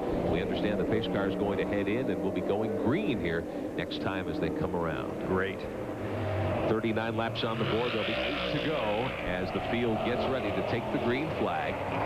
Brassfield getting his tires changed. He's back out on the course, but he's got a lot of racetrack to make up. He can go ahead now and then close up to the back of the field if he has time to before the cars come around to take the restart. Kendall there in fourth. There's your leader, Pruitt, and then Fellows and Dorsey Schrader. Last time, as Pruitt had his tires cool down, he was able to pull away, and with a handful of laps to go, that may well work to his advantage. I think it's going to happen again, but can Fellows catch up and take a lead with so few laps to go? It's going to be very, very tight, and you can almost hear the corporate fingernails dropping in the hospitality suites around here. There's tremendous pressure and tension on winning this race. This is the hometown race. You bet. A lot of pride at stake here. In numbers, you'd have to think Ford has the advantage. They've got 4 cars all chasing the one Chevrolet, the Scott Pruitt automobile at this point, as we take you inside Pruitt's Royal Oak Chevrolet out of the Buzzman Mall stables, going by the part of the racetrack where the Bartelt car had to be removed there, just coming out onto the last corner and heading down toward the pits here at Belle Isle. So we'll be ready to go green in just a couple of moments. The pace car has turned the roof lights off, although the passenger side occupant there still has the hand in the air. So waving at Rick Benjamin, I believe. Probably so. Actually, I thought wanted to know the way to the ice cream stand from you. That could be. I learned the way. No start this time by. The pace car staying back out. It looked as though, and I don't know, we don't have any official confirmation. Maybe we can go back and take a look at Bartelt's car. It looked as though they hadn't gotten the Bartelt car out of the way yet. So that may be the reason why the green flag has not yet come out. 40 laps complete on the board, 8 to go. So if we do get a green next time by, only 7 laps of racing left here at Detroit today, and the leaders continuing to work those cars back and forth. Morris said back there in 5th spot, great story, young driver, came out of the World Challenge Series in SCCA competition, making his first run at the Trans Am this year. You know, the other driver who this is going to benefit, I just suddenly thought, is Jack Baldwin. Yeah? He has slipped back with his tires badly overheated. Now they will have cooled back down, and he will be in the same position as Scott Pruitt, in that right at the drop of the green, he may get a chance to repass 1, 2 cars, whatever he can do, and then hang on for dear life until the checkered. Well, you know, all race long as we cover the SCCA Trans Am Championship, we're able to keep you posted on lap counts and the intervals between drivers and so forth. Well, the SCCA has just debuted a brand new system for timing and scoring to keep us informed and to keep you at home informed. Bill Adam had a chance to check out that new system earlier. This little area in the pavement here at the start-finish line could play a very important part in today's Trans Am event, because embedded under the silicone seal is a copper loop that is designed to keep track of the timing of today's event. Now, this is a system that is built by AMB out of Holland, and they also make the same system for the Formula One circus, the finest timing system in the world. Each car is given a small electrical box called a transponder. It has its own number and its own designation for each vehicle, and as each vehicle passes across this copper, it sends a signal to a main receiving unit. That signal is good to the 1,000th of a second for accuracy and keeps track of each car's lap and the lap time. So timing and scoring, instead of being an area where it requires a dozen people, is now down to only a couple of people. 1 person to run the main unit and a couple of backup people for help. In short, it is a perfect system, and it takes away human error. But what does perfection cost? $40,000. The price of racing just keeps going up. And that can be such an advantage that normally it takes a great number of people, and people typically do make mistakes. Here they have just an infallible system, and it's so simple to use. It's really a good addition to the series. It sure makes a big difference for us here in the broadcast booth. It does. It's nice to know who is running quickest and what positions are in. There's no guessing anymore. As we watch the cars circulate under caution here at Belle Isle in Detroit, the information we're getting from the SCCA indicates that some of the drivers maybe had moved out of their correct positions for the restart, so they're being repositioned on the race course, and hopefully we'll be ready to get that completed and go green, although we see the flashing lights still on the pace car. Pruitt snaking his car back and forth there, and again, as we've explained, there are 2 purposes really when a driver does that. One is to keep the tires warm. You don't want to get them cooled off down to an area where they're slippery. And believe me, race tires, even though these are big, fat, wide tires, when they are cold, they are more slippery than the street tires that you drive with on your car. But the other thing is to keep them clean. When you do run offline with a hot or a warm race tire, you tend to pick up things, almost like a sponge would grab stuff. You get chunks of rubber, you get little piece of oil, anything that's sitting on the track will stick to the tire right away. Then you have this huge vibrational problem, and the car doesn't stick to the road any longer. Rather than using the proper racing rubber, it's sliding across the surface of chewing gum. And you wouldn't want that under any circumstances, certainly not in one of these 650 horsepower race cars. Still under caution, getting ready to come back to green. As we take a look at the top 20, Pruitt and Fellows, Schrader and Kendall and Boris said, then Robbie Buell and Greg Pickett, Gallus, Baldwin and McAdam. R.J. Valentine showing 11th, Bill Gray up to 13th, Gentilozzi and Brassfield, Bill Saunders, Dale Phelan, Phil Bartelt still showing in the top 20. Mike Berg and Nino Crescentini. That's the top 20 at Detroit. We'll be back to Go Green in a moment.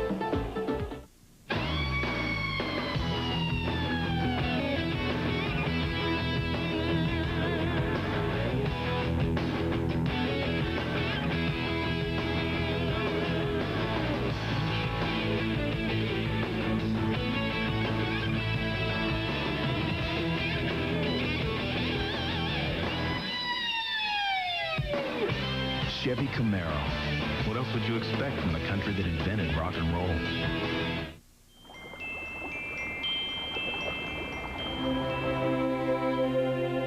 $120 years ago, when people wanted to send us a letter, all they had to do was write Coors, Golden, Colorado on the envelope. That'll still work today. So if you want to drop us a line about beer or baseball or whatever, it'll get here. Honest.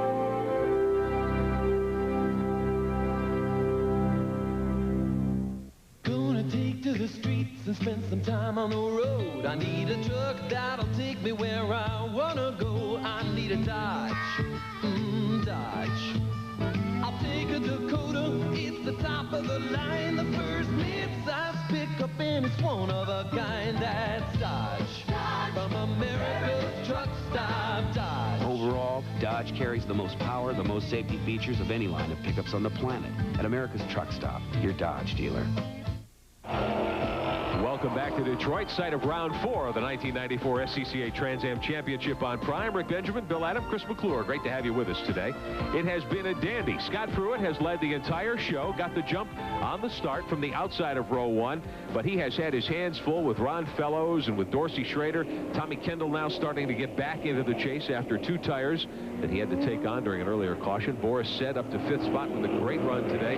Jack Baldwin challenged early. He has slipped back. And as Bill Adam pointed out, perhaps Baldwin might have something left now. We've got 5 to go when they come around to take the green flag. And Baldwin may have some cards to play here. I think he does have, and it's going to be very interesting to watch 3 cars. One is Scott Pruitt. He should be able to do the same thing as he did on the restart before, and he's going to jump out into a lead before he is overhauled by Ron Fellows. Secondly, Tom Kendall, he may have the freshest set of hard rubber, or in fact, we don't even know if he went back onto hard rubber. He may have gambled on that intermediate 430 compound.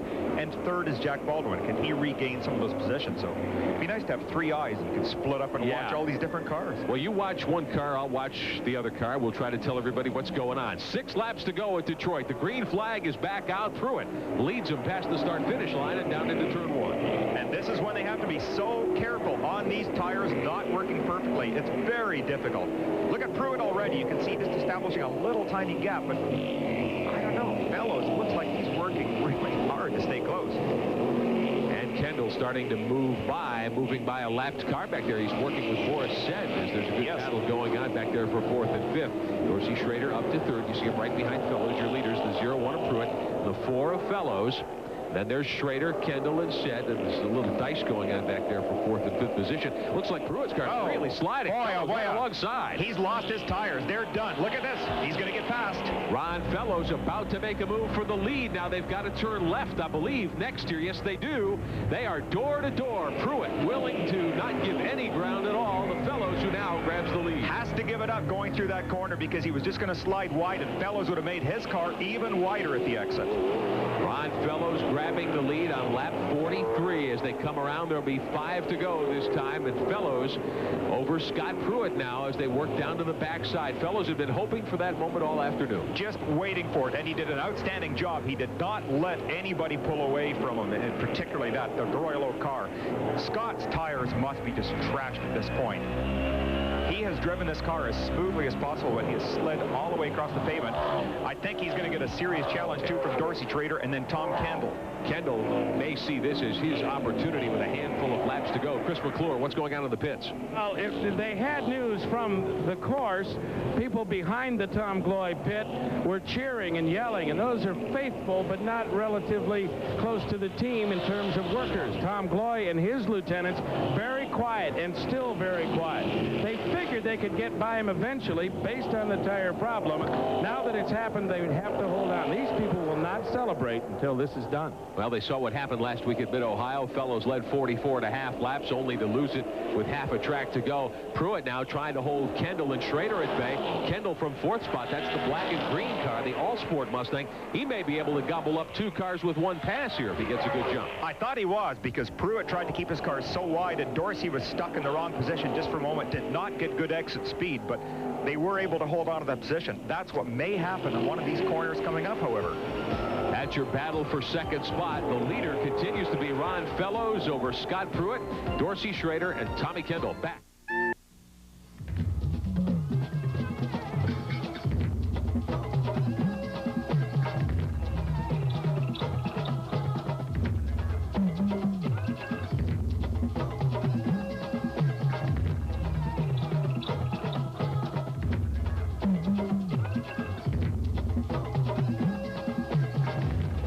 Great. Why didn't I do this sooner? So stop thinking about it. Do it now. Stop by or call the Santa Clarita Athletic Club today. If you own a gun or are planning on purchasing a gun, Blue Star Arms Discount Guns can provide information on how to safely handle a gun. Let the experts at Blue Star Arms help you select a firearm that fits your needs and at a price you can afford. Blue Star Arms has something for everyone, including first-time buyers. A large selection of guns, ammunition, air guns, and accessories to choose from at the lowest prices. Open 7 days a week. Blue Star Arms Discount Guns, 23681 San Fernando Road, Newhall. For 2nd spot, Dorsey Schrader trying to get inside Scott Pruitt. He has got him and makes the pass. So Schrader, last year's winner, now up to 2nd with a couple of laps to go. And I don't think Schrader really can challenge for the lead at this point. Ron Fellows has gone. He has pulled out probably a 2 or 3 second lead over 2nd place. It's so near the end, he can't. But now what Dorsey's going to have to do is watch the back door, because Kendall is going to do everything in his power also to get by Pruitt. Meantime, though, Dorsey Schrader has opened up a good advantage over Pruitt. Kendall trying the outside into that corner. That right-hander couldn't do anything with it. Kendall knows if he's going to make a move, only 4 laps to go. He's got to go now. Can't give enough credit to Scott Pruitt. He must be driving on virtually nothing on this car. It has to be just totally worn out, and yet he's driving as smoothly as possible, using the braking in the middle of the road, taking advantage of the acceleration. The acceleration still works for the car. The tires don't hurt that much. Meantime, Pruitt, as we watch Kendall trying to bust his way by and grab 3rd spot, we take you inside the car of Scott Pruitt, who led much of the way up until a handful of laps ago. Your leader now is Fellows Schrader. Pruitt sits 3rd. There's Kendall in 4th. Running in 5th spot, as Boris said. Right behind them, Robbie Buell in the 14 car up to 6th. So you've got 4 cars battling it out for 3rd now in the waning moments as we work on lap 45. There'll be 3 to go next time around. And Pruitt continues to hold everyone at bay. Now the straightaway, and Kendall looks as though he wants to get a run on the inside here. Exactly. That's just what Tom was setting up for, to come off the corner and get as good a run down here. But no, he can't do it. Still can't get alongside. Pruitt manages to hold him off. Now the short shoot. This will pour them back out onto the main straightaway here at Belle Isle. And Pruitt to the outside, watching everyone in his mirrors. Boris said took a look to the inside there just for a second. You know, the SCCA really have done a wonderful job in this. We're watching Ford and Chevrolet motors seemingly dead equal. There is very little difference between these cars.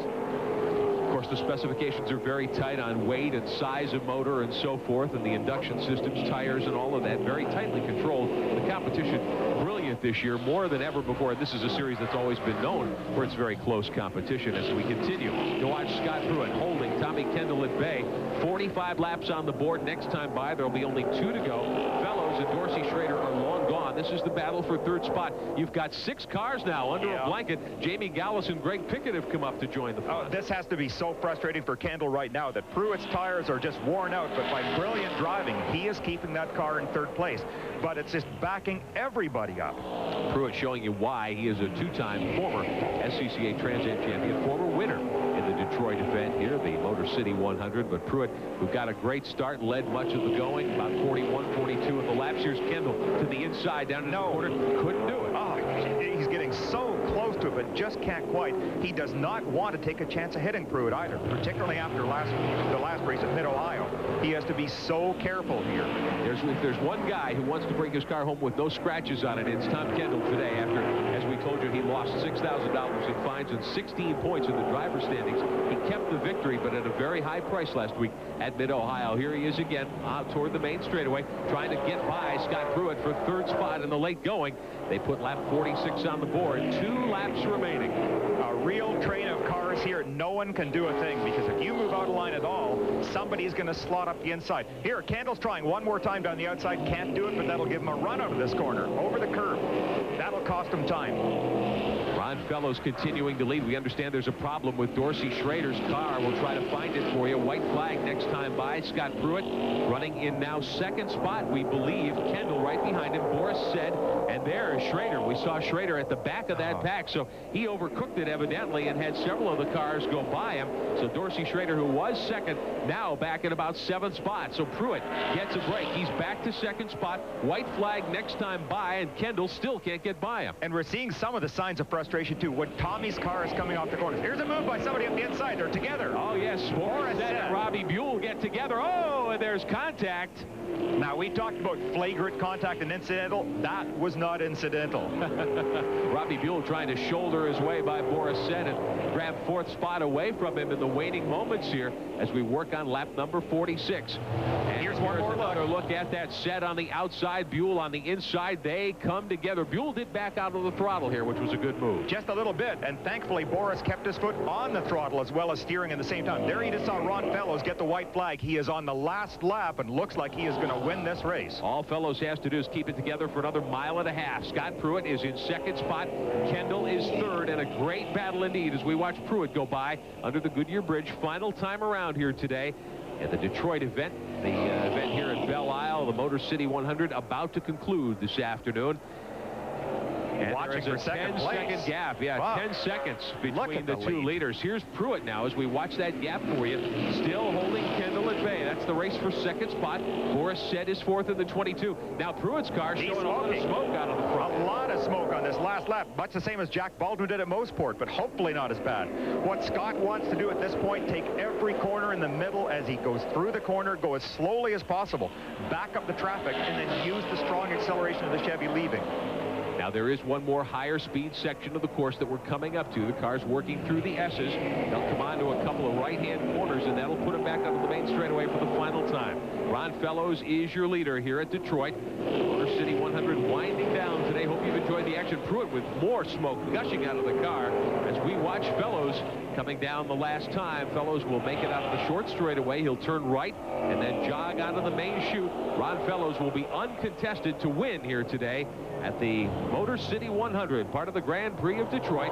There's Fellows moving by, and he'll come down to take the applause from the Ford crowd. Ron Fellows, your winner here at Detroit. Oh, and there's impacts back in the pack. Trouble up on the racecourse. Looks like Boris Said and Paul Gentilozzi had gotten together. That is Pruitt, Boris. meantime, will go by as we watch the battle for second. Pruitt will get second and a great drive. Kendall will finish third in the 11. There's your winner, Fellows. But there was trouble on that last lap. If we can go back and take a look, Boris Said got tangled up with Paul Gentilozzi. A wild finish here at Detroit. Fellows, your winner in the AER Gloy Mustang, car number 4. 1 hour and 21 minutes and 57 seconds to run the race here today at Detroit. A great event, and we know that you've enjoyed our coverage today on Prime as we watch Fellows move around. Ron Fellows picking up the Flowmaster Star of the Race Award today as we watch Tommy Kendall pull alongside and wave the Raybestos Rising Star Award today to Jamie Gallus as the checkered flag is out. car going by with a lot of smoke issuing from it. There's Fellows and his arm out the window waving to the crowd here at Detroit. We've documented several times today. Whoops. There's Robbie Buell's automobile. He stops on the course. Dorsey Schrader didn't make it to the checkered flag either. Let's see if we can go back and show you that action. Wild action. Oh, it was Jamie, coming up. Jamie, don't do it, Jamie. He didn't. Jamie Gallus punted. Boris said in that corner. Oh, boy, and then Boris backs into Jamie. We thought it was Gentilosi's car in trouble there, and it evidently was not, at least not in the early going. There's Dorsey Schrader's automobile, the 1993 winner of this race. His event comes to a halt short of the checkered flag. Robbie Buell, same situation, cut down a tire in that incident, and his car's dropped onto the racetrack, can't drive. We are quickly establishing the last lap heroics here in the Trans Am Series for 94. Jamie Gallus, we get a look at him even despite the trouble, wins the Raybestos, yes, indeed, the Raybestos Rising Star of the Race honors here today. We're going to show you one more time what happened here in the late going. There's some tire coming apart on Robbie Buell's automobile. Now, Buell was involved in that contact with Boris Said up in the second quarter earlier, and then the left front tire just came apart on Buell. As we see the caution and the checkered waving, Kendall going by. Unofficially, Ron Fellows your winner over Scott Pruitt and Tommy Kendall. Jamie Gallus being shown fourth. Greg Pickett gets fifth. Gentilozzi, Schrader, Said, and Brassfield. We'll be back. The German-engineered Volkswagen Jetta now has a remarkable new advance specially designed to help a driver avoid one of the most threatening obstacles in the world, the down payment. We call this advance our zero down payment lease. It means you can drive away in a new Jetta for $199 a month without having to put down much more than your signature. It's like having an extra shock absorber, just for your budget.